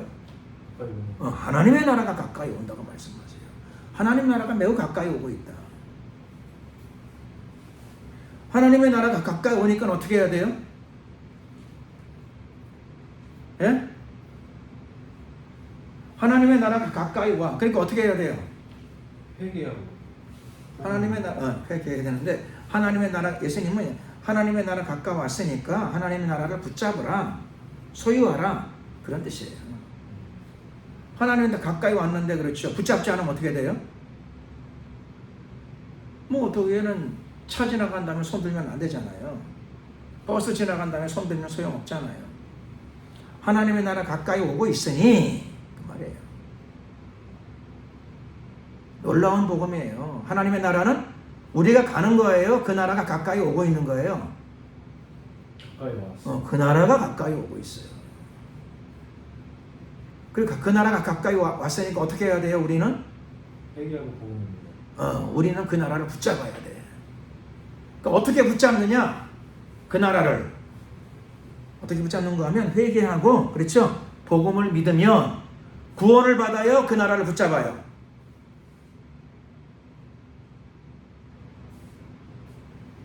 물론 복음을 믿으면 구원도 받는데, 여기서는 예수님, 요 구절에서는 예수님이 말씀하시기를 회개하고 복음을 믿으면 뭐 한다고요? 그 나라를 붙잡는데요. 하나님의 나라를 붙잡는데, 하나님의 나라를 소유하는 거예요. 구원만 받는 게 아니고, 구원도 받지만, 예수 믿고 구원은 받았지만, 그렇죠, 인생이 고달프고 기쁨이 없고 행복이 없고 감사가 없어. 그런 사람 있어요, 없어요? 있잖아요, 그렇죠? 그 사람 예수 안 믿은 거예요? 믿기는 믿어. 복음을 듣고 예수를 믿기는 믿는데 뭐가 없어요? 기쁨. 아니, 하나님의 나라가 없어. 하나님의 나라가 없어. 그냥 구원받은 것만 해도 감사하지, 사실. 예수 믿고 구원받았어. 거듭남은 있는데, 그렇죠? 기쁨도 없고 감사도 없고 그냥 인생이 괴로워. 빨리 갔으면 좋겠어. 주여, 자살할 수는 없고, 주여, 믿습니다. 믿기는 믿어. 예수님을 그리스도로 믿고. 새벽 예배는 안 하고 11조도 드리는데, 그렇죠? 인생이 고달퍼. 언제까지 이렇게 살아야 됩니까? 주여, 빨리 오시옵소서. 죽지 못해 사나이다. 그 사람에게, 그 사람 예수 안 믿어요? 믿죠. 믿어요. 예수를 믿어. 근데 예수를 믿는데, 그렇죠? 그 사람 마음 가운데 기쁨도 별로 없고 감사도 별로 없고, 그렇죠? 주님과 동행하는 어떤 그리스도인의 그런 게 별로 없어. 그걸 한마디로 정의하면 뭐죠? 그걸 한마디로 설명하면, 그 사람은 예수는 믿는데 복음은 들었어. 그래서 구원은 있는데 다만 그의 삶 가운데 하나님의 나라가 없어.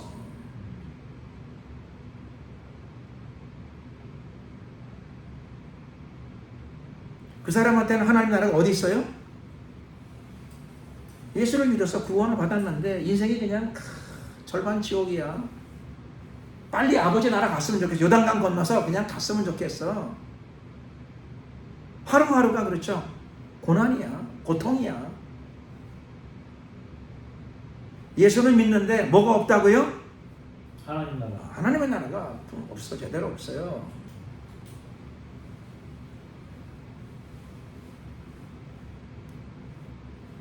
그 사람한테는, 그 괴로운 사람한테는 예수를 믿지만 인생이 괴롭고 삶이 고통스러워. 그 사람한테는 하나님 나라가 어디 있어요?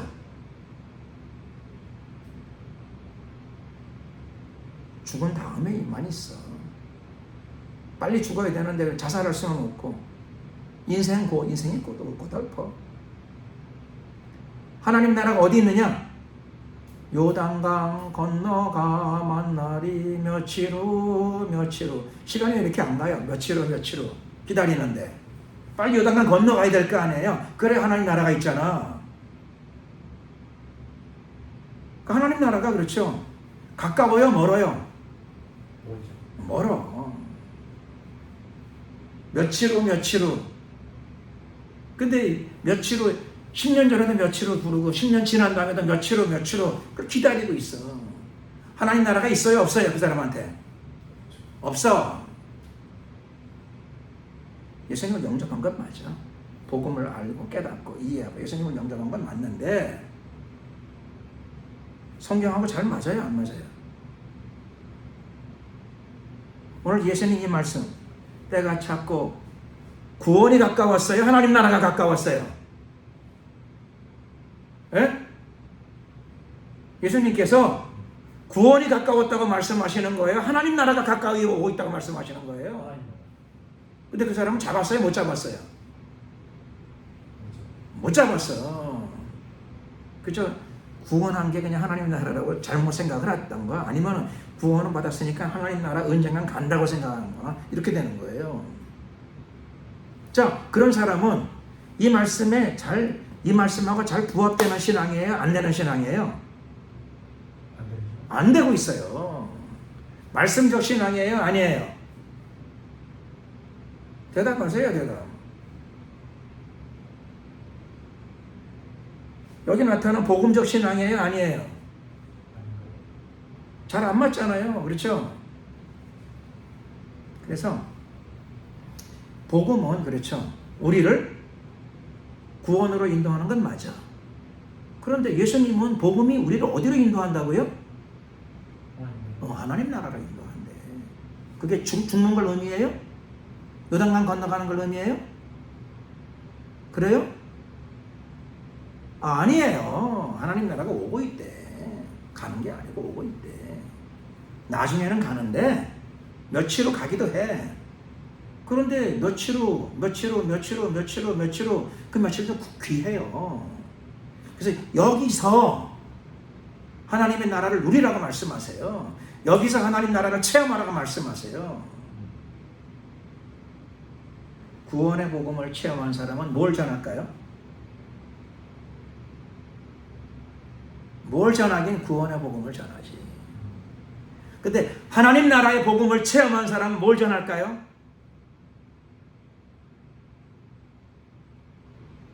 뭘 전하긴 하나님 나라의 복음을 전하지. 요단강 건너가지 않아도 하나님이 나를 다스리십니다. 기쁨과 감사와 희락이 거기만 있는 게 아니라 여기도 있어요. 여기서부터 우리가 체험하면서 글로 가는 거예요.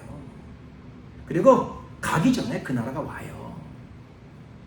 내게 강 같은 평화, 내게 강 같은 평화.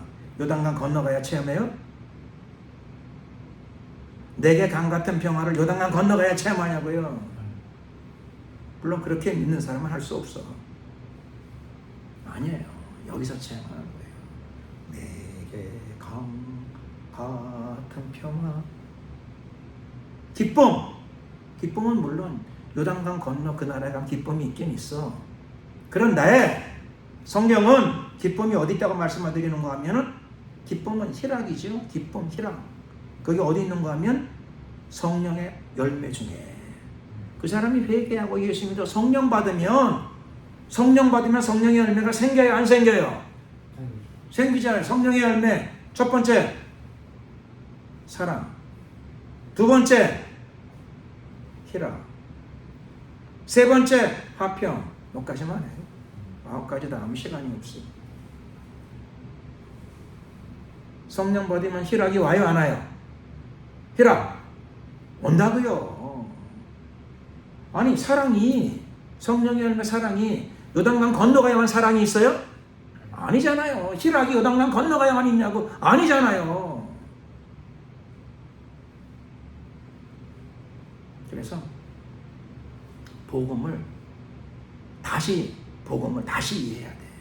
어떻게 해요? 성경에 따라서 복음을 복음적으로 이해해야 돼요.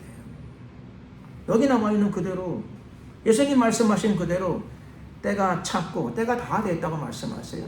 그래서 하나님의 나라가 가까웠으니,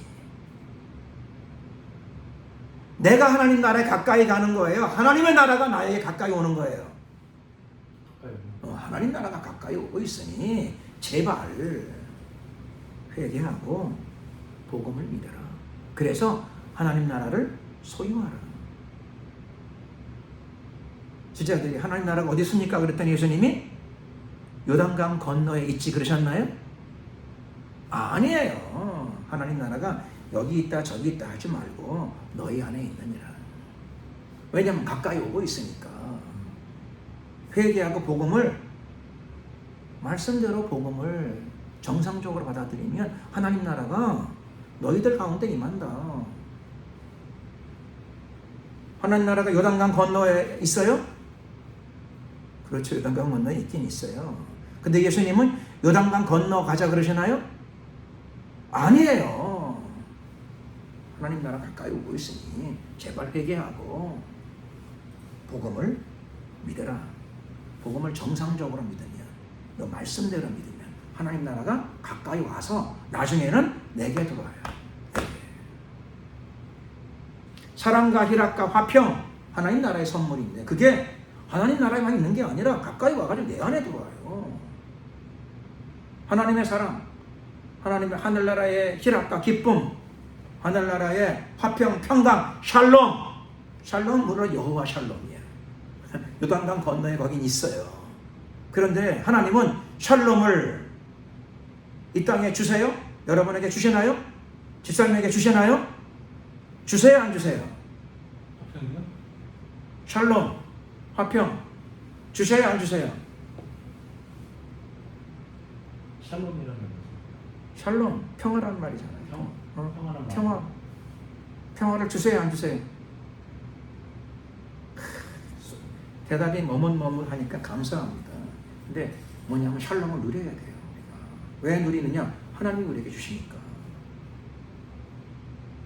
평안을 주셔요. 자, 그래서 복음은 구원의 복음, 그렇죠?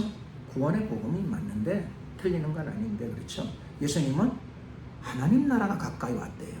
그러니까 네가 회개하고 복음을 믿으면 뭐가 임한다고요? 구원은 당연히 임하고.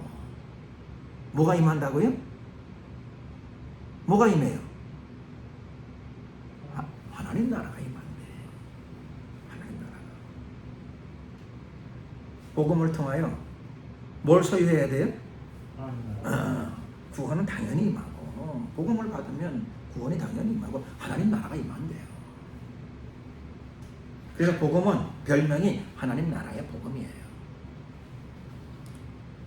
자, 여기서 그런데 왜 나에게는 잘 안 임하는가? 집사님 대답이 시원찮아, 그죠? 대답이 시원찮아. 하나님 나라의 복음, 구원의 복음은 아멘인데, 구원의 복음. 근데 오늘 보러 그렇죠?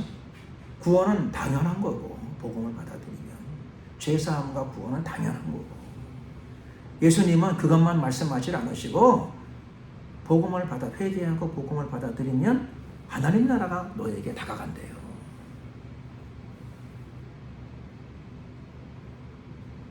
하나님 나라가 어떻게 움직이죠?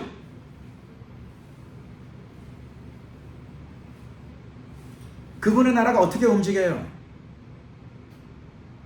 예수님 말씀하시기를 하늘에 계신 우리 아버지 나라이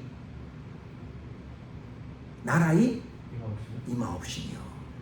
우리가 글로 가는 거예요? 나라가 오는 거예요? 나라가 와요. 나라이 임하옵시며. 그러니까 나라가 임해요, 안 임해요? 나라가 임해야 돼. 나라가 임하면 어떤 일이 벌어진다고요? 나라가 임하면 사랑과 희락과 화평과 그게 막 열매로 나타난대요. 나타난대요. 다만 문제는 그게 왜 잘 안 나타나거나 나타났지만 매우 적으냐, 이게 문제예요. 그렇죠? 그게 집사님 문제라. 자, 그 문제를 이제 마지막 해결하고 우리는 오늘 성경 공부는, 오늘 공부는 여기까지 이제 마치려고 그래요. 왜 적게 나타나거나 잘 안 나타나거나 적게 나타나느냐? 그 문제죠. 자, 그 문제를 우리가 이해해야 되는데, 그 문제를 어디서 이해해야 되느냐? 여러 구절을 많이 볼 수 있는데 시간이 없어요. 하나만 보고 마치겠어요. 사도행전 1장 사도행전 1장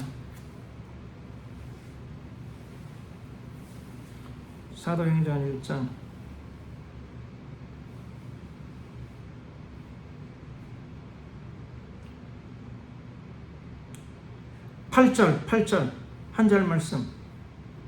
사도행전 1장 8절 한 절. 자, 시작. 오직 성령이 너희에게 임하시면 너희가 권능을 받고 예루살렘과 온 유대와 사마리아와 땅끝까지 이르러 내 증인이 되리라 하시니라. 그래서 이 구절을 가지고 뭘 해야 된다는 거죠? 이 구절을 듣고 믿고 뭘 해야 된다는 거죠? 증인? 에? 증인? 뭐? 증인? 증인, 그렇죠. 증인. 무슨 증인? 복음의 증인? 복음의 증인도 많고 좀 더 직접적으로 표현하게 되면 1차적으로 표현하게 되면 부활의 증인이에요. 예수님의 부활을 나는 봤습니다. 그분이 그리스도가 맞습니다. 그러니 그분을 당신도 그리스도로 믿으세요. 그렇죠? 왜 믿어야 되지? 그러면은 내가 봤어요. 그분을 부활하신 그분을 내가 봤어요. 내가 증인이에요. 이게 증인이에요.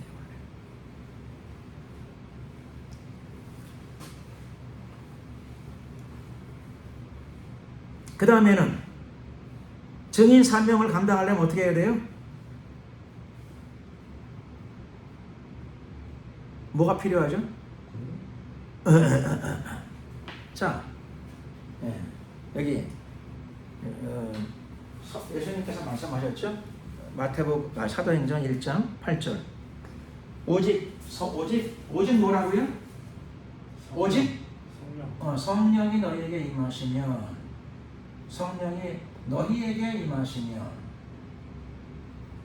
너희가 뭘 받아요? 권능을 받고.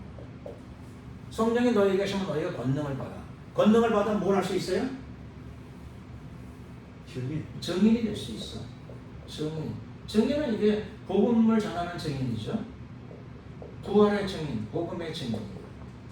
이걸 쉬운 말로 뭐라 그래? 전도라고 하는 거죠. 전도. 그렇죠. 지사님은 전도하셨어. 그렇죠? 전도를 하는데 뭐가 좀 아쉬웠던 것 같아요? 성령? 잘 아시네요. 그렇죠? 여기 아쉬웠어. 성령이 임하시면 뭐가 임한다고요? 권능이 임한다고 그러는데. 권능이 영어로는 뭐라고 돼 있죠? 파워. 성령의 힘. 이게 아쉽지만 전도를 했어요, 안 했어요? 하긴 했어. 그런데 그런 사람들에게 예수님이 뭐라고 말씀하시죠? 성령의 권능 없이 전도하는 사람들에게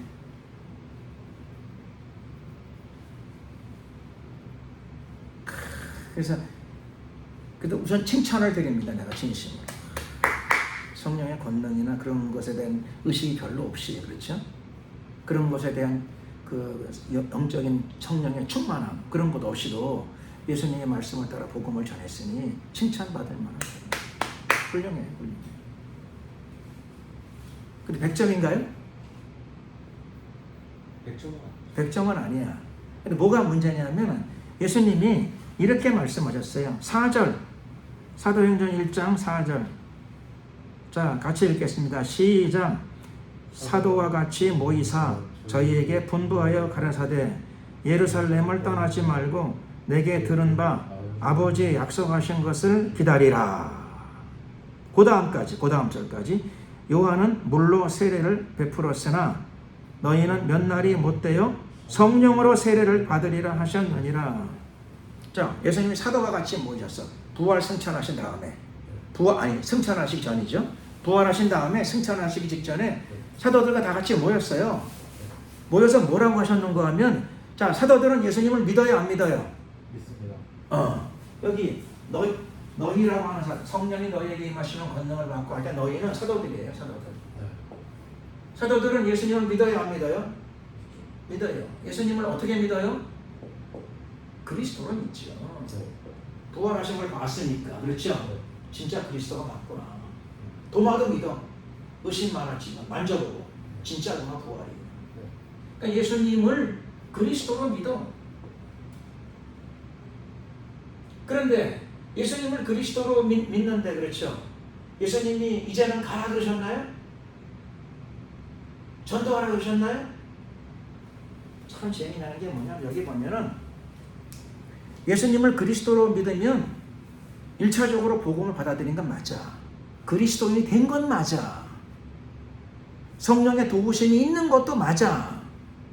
근데 권능은 받았어요? 안 받았어. 성령이 계시는 건 맞아. 성령이 계시니까 예수님을 주로 고백하지. 성령의 도우심이 있으니까. 그래서 우리는 사도들은 그렇죠. 예수님을 따르고 3년 반 동안 말씀을 듣고 3년 동안 예수님을 따라다니면서 말씀을 듣고 부활하신 예수님 만났고 그렇죠. 부활하신 예수님 경배를 드렸어. 그러니까 그들이 그리스도인인 건 맞아. 믿음이 있는 건 맞아. 지금 죽어도 구원받는 건 맞아. 그런데 성령의 권능은 있다 없다? 없다. 그래서 예수님께서 그렇죠. 자, 지금 믿는 것도 귀해. 예수님을 그리스도로 믿으니까 귀해. 그리고 성령의 도우심이 있으니까 그리스도를 믿는 거야. 그건 맞아. 그래서 이 사람들에게 성령이 없는 건 아니야. 예? 성령이 있으니까 예수님은 그리스도를 믿지. 그렇죠? 성령이 계시긴 계셔. 성령이 계셔 사도들에게. 그런데 이 성령이 있는 사도들에게 뭘 요구하시죠?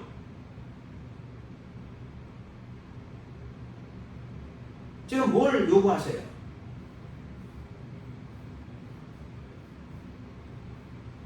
성령이 너희에게 임하면 권능이 임하다. 권능 받을 걸 얘기하시는 거예요. 성령이 계시는데 성령의 권능을 받으라. 요게 임해야 제대로 증인의 사명을 감당할 수 있으니까. 그래서 파송을 시키세요? 안 시키세요? 안 시키세요. 여기 안 시키신다는 게 어디 나와요? 여기 보면 4절 읽었잖아요. 사도와 같이 모이사 저에게 분부하여 가라사대 예루살렘을 떠나 땅끝까지 가라 그러셨나요? 부활하신 다음에 에? 기다리라. 가지 말라. 우선은 가지 말라. 예루살렘과 온 유대와 사마리아 땅끝까지 가라 하기 전에 그렇죠? 지금은 가지 말라. 왜 가지 말아야 되죠? 성령을 못 받아. 복음이 들어온 건 맞아. 그리고 성령의 도우심으로 예수님을 그리스도로 받아들이는 거, 깨닫고 인정하고 믿는 거, 그건 맞아. 성령이 내주는 하셔. 그들 말하는 성령이 없는 건 아니야. 성령이 내주 하시는데 성령의 내주뿐만 아니라 너희들이 지금 그렇게 해서 나가면 안 된다. 다니면 안 된다. 그렇게 맞으면 안 되고 기다려라. 왜 기다려야 되죠?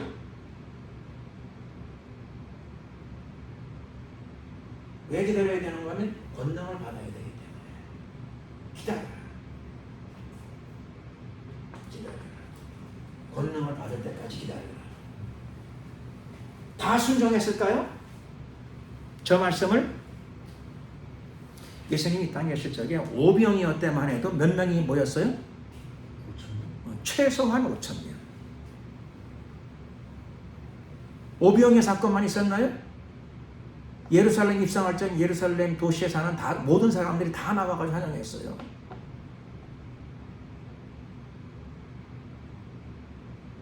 호산나 찬송하리로다.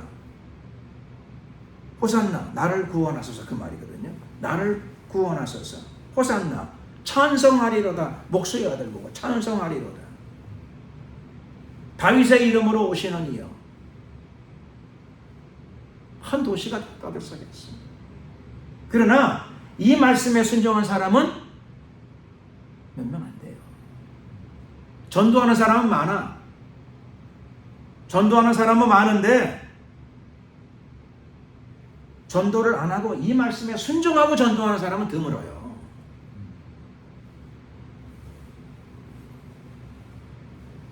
이 말씀에 순종한 사람이 몇 명?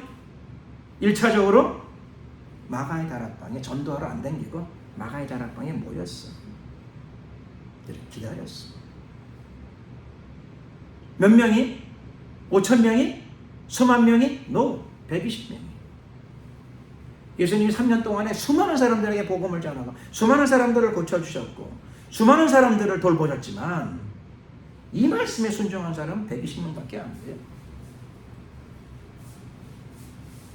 120명. 이 사람들이 성령과 더불어 예수님의 시대를 열어가요. 초대교회 시대를 열어가요. 120명은 뭐? 예? 120명은 뭐? 120명? 마가의 다락방에 모인 사람들. 오순절 성령을 체험한 사람들이에요. 성령의 충만함, 성령의 세례, 성령의 권능을 체험한 사람들이에요. 예수님이 3년 동안에 그렇게 말씀을 하고 그렇게 복음을 전하고 그렇게 얘기했지만 실제로 복음 전하러 댕긴 사람 많은데 복음을 안 전하고 마가의 다락방에 모여서 기다린 사람은 120명밖에 안 돼. 다 그냥 복음을 아니까 복음을 전하면 되지. 그 사람들 지옥 갈까요? 마가의 다락방에 안 모인 사람들은 지옥 가요? 안 가요. 왜냐하면 예수님을 그리스도로 믿고 회개하고 예수님을 그리스도로 믿으니까. 그렇죠? 그 사람들에게도 다 구원의 길이 있는데 그 사람들이 온전히 순종한 사람들이에요? 그건 아니에요. 예수님의 말씀을 그렇죠?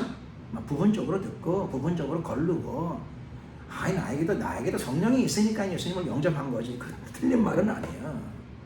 근데 예수님의 온전히 말씀을 닦고 준행한 사람들, 이 사람들을 통해서 성령의 폭발적인 역사가 일어나요. 유럽이 100년 만에 복음화돼. 오순절 성령 체험한 사람들을 통해서. 다른 사람들을 통해서는 그러면 뭐 복음이 안 전해지느냐? 아니야. 그 사람들도 전도를 하긴 해. 전도를 하고 또 그 사람들 통해서도 열매가 있겠죠. 그렇죠. 없는 건 아니야. 근데 예수님은 그냥 전도하는 게 아니라 그렇죠. 자제하고 그렇죠. 약속한 성령, 약속한 성령의 권능을 받고 새로운 차원에서 성령의 권능과 더불어 복음을 전하는 사람들을 통해서 다른 사람들 100명, 1000명이 하는 일들을 하게 돼요. 그 사람들이. 또 그 사람들을 통해서 성령의 역사가 나타나고 성령의 은사가 나타나고 그 사람들을 통해서 성령의 열매들이 풍성하게 맺혀지는 것을 온 세상 사람들이 보게 돼요.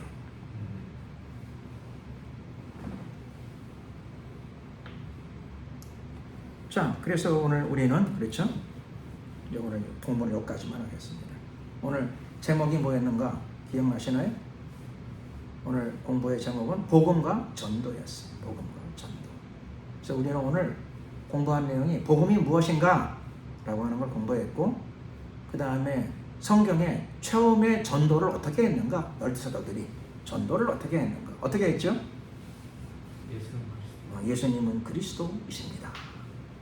당신도 나처럼 그리스도로 인정하고 믿으세요. 그러면 구원을 받지만 또 뭘 받아요? 예? 하나님의 나라를 체험하게 될 것입니다.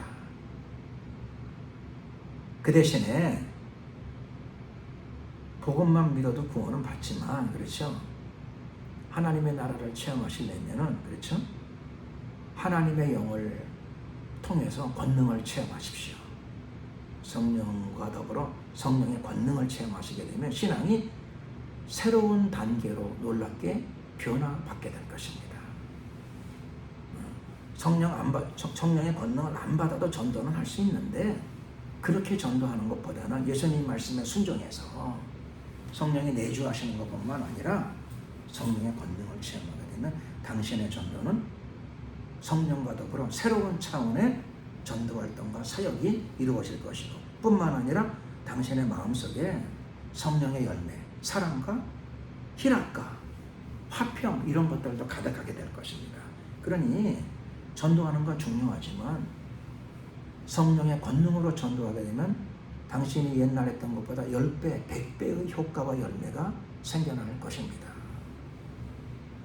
이런 얘기를 좀 하는 거예요. 자, 그래서 오늘 여기까지.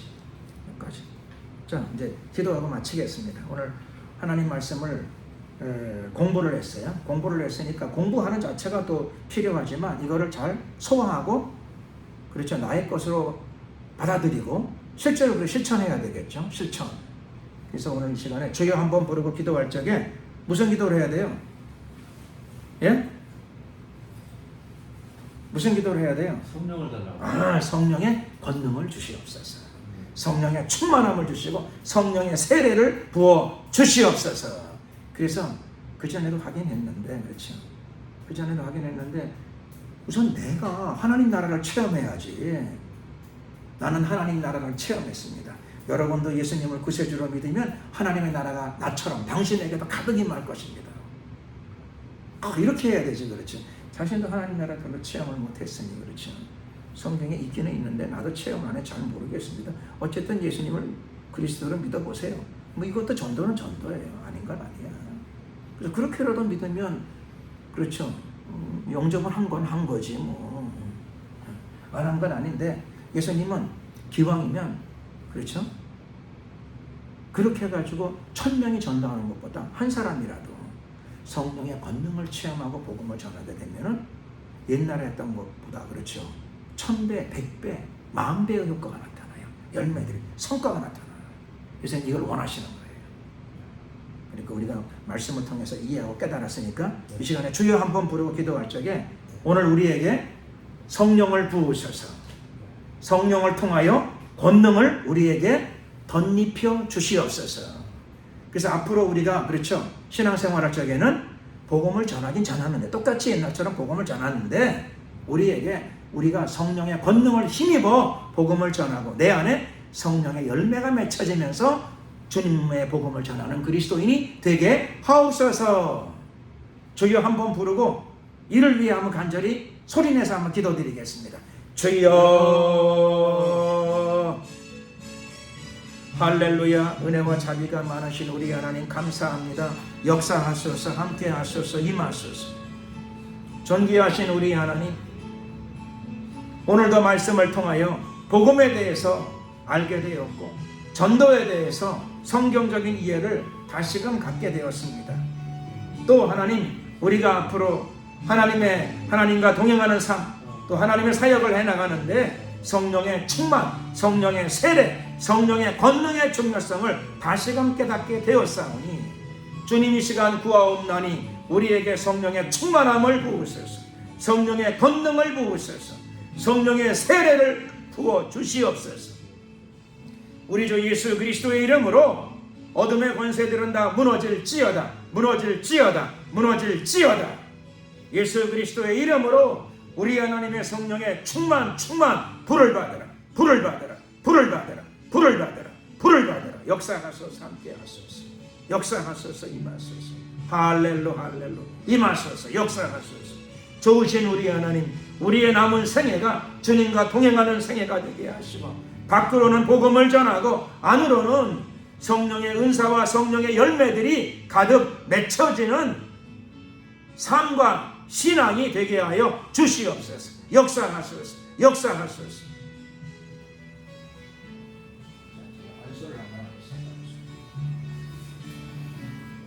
좋으신 우리 하나님 감사합니다. 기름 부으소서. 예수 그리스도의 이름으로 우리 하나님의 성령의 불을 받으라, 불을 받으라, 불을 받으라, 불을 받으라. 내가 나세렛 예수 그리스도의 이름으로 명하노니 성령의 기름 부으심이 임할지어다, 임할지어다, 임할지어다, 임할지어다, 임할지어다, 임할지어다, 임할지어다, 임할지어다. 역사하소서, 역사하소서. 주님 기름 부으소서.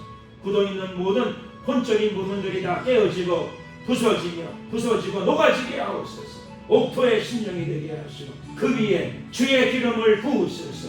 성령의 불을 부으소서. 불과 성령으로 충만 채우소서.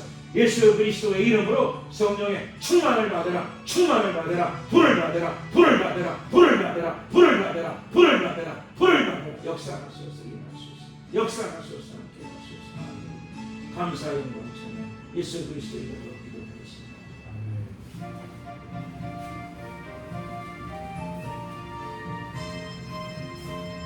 네, 수고하셨습니다.